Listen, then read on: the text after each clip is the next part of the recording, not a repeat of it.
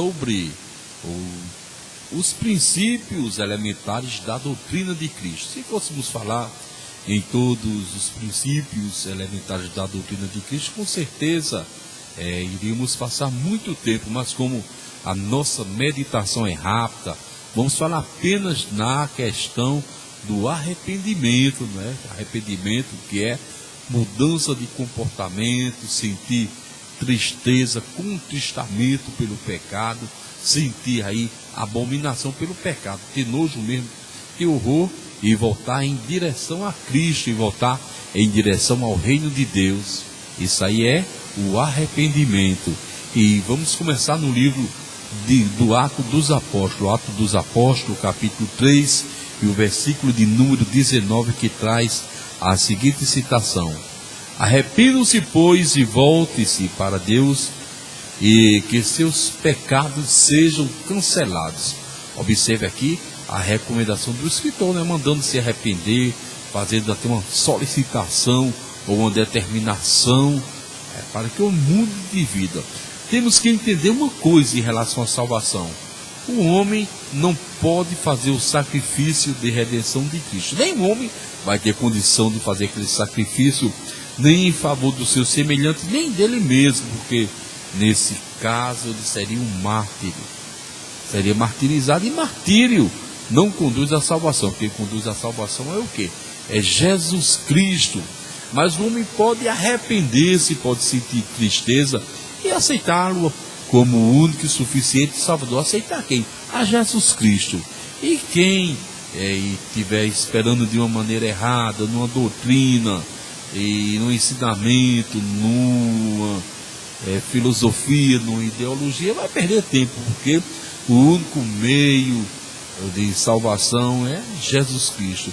E para os que seguem uma doutrina universal dizendo que todos os homens vão ser perdoados, pensando que Deus vai abrir o seu coração para todos os homens, vai perder tempo também. É notório, é explícito que Deus é amor, mas a mesma Bíblia diz que Deus é como fogo consumidor. Deus é amor, verdade, mas Deus é como fogo consumidor. E diz também que justiça e juízo são a base do seu trono. A justiça e juízo. Então a justiça é algo que pede, que cobra de cada um de nós, né? Se realmente andou no caminho, se realmente não praticou negligência. E o juízo aí já é uma condenação, né? Já é a própria sentença. Então a justiça e o juízo são a base do seu trono. Então essa doutrina universalista que diz, Deus vai perdoar, é mentira do diabo. De forma alguma. Deus só vai perdoar aqueles que se arrependeram do pecado, que aceitaram a Jesus como único e suficiente Salvador das suas almas. A esse aí vai encontrar paz, vai encontrar redenção.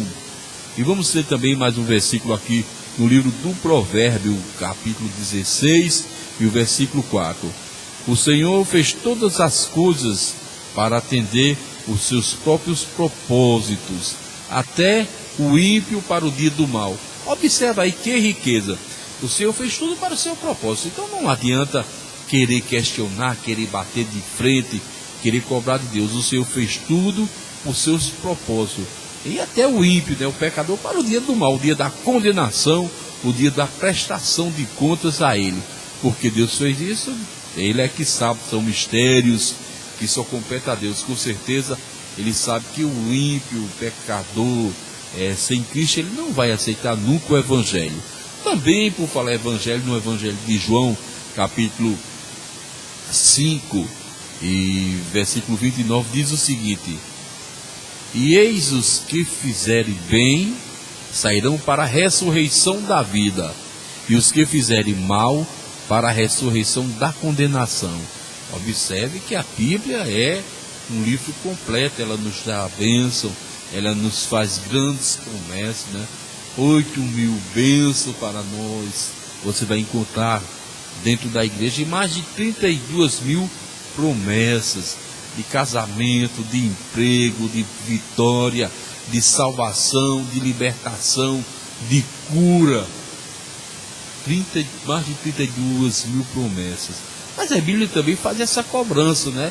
Que o ímpio, o pecador, sairá para a ressurreição, porque vai te acordar para a condenação. Condenação é separação eterna de Deus. E quando vemos esse versículo, vamos lembrar lá daquela doutrina mentirosa do universalismo, que diz que todo mundo vai ser perdoado, de forma alguma. Porque para isso ele mandou o seu próprio filho. Vemos no Evangelho de João, capítulo 13, versículo 16, quando diz que Deus amou o mundo de tal maneira que deu o seu Filho unigênito para todo aquele que nele crê, não pereça, mas tenha a vida eterna. Temos aí este grande versículo: todo aquele que nele crê, é necessário crer em Jesus, não pereça, mas tenha a vida eterna. Então, existe um limite, existe um ponto de partida para a salvação. E o maior exemplo que posso dar, o exemplo biológico, o exemplo de vida, é no caso, o exemplo da nossa própria natureza, é o de um avião. Um avião, ele tem um ponto certo de partida da sua ascensão, que ele sobe ao céu.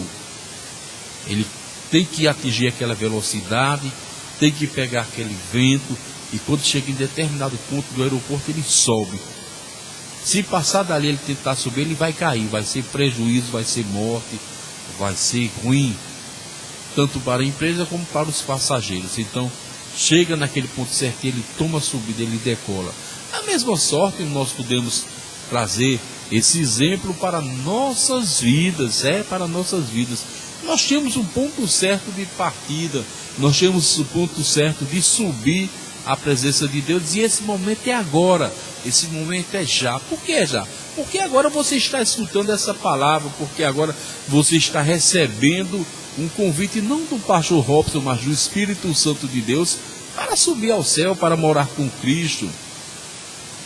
E o maior questionamento que faço nesse momento é: você pode garantir um minuto da sua existência, um minuto da sua vida? Nem um ser vivo pode, porque de repente Deus pode tomar daqui a um minuto, 1 hora, 70, 100 anos. Então não sabemos se teremos uma nova oportunidade de aceitar a Cristo como único e suficiente Salvador. Não sabemos. Então o momento certo de aceitar a Cristo como Salvador é agora. É agora que devemos mudar de vida e entender que por trás da nossa existência, por trás do nosso dia a dia, existe uma realidade espiritual. Por trás de toda qualquer atitude humana existe também esse comportamento de hostes malignas que vai trabalhar, que vai conspirar para a salvação dar errada, para você perder a salvação. Então, vamos aí começar a pensar na nossa eternidade e entender que somos mortais, que podemos partir a qualquer momento deste mundo. E aí, para quem será a nossa salvação, a nossa eternidade, se estivermos em desobediência à palavra de Deus, se estivermos fora do Evangelho, do ensinamento da Bíblia Sagrada? Com certeza será prejuízo. Então, ainda há tempo para voltar atrás, ainda há tempo para o arrependimento, para mudança de comportamento, mudança de atitude diante dos homens e também diante de Deus, para que assim possamos gozar de uma eternidade ao lado do Senhor por todos os séculos dos séculos. Amém.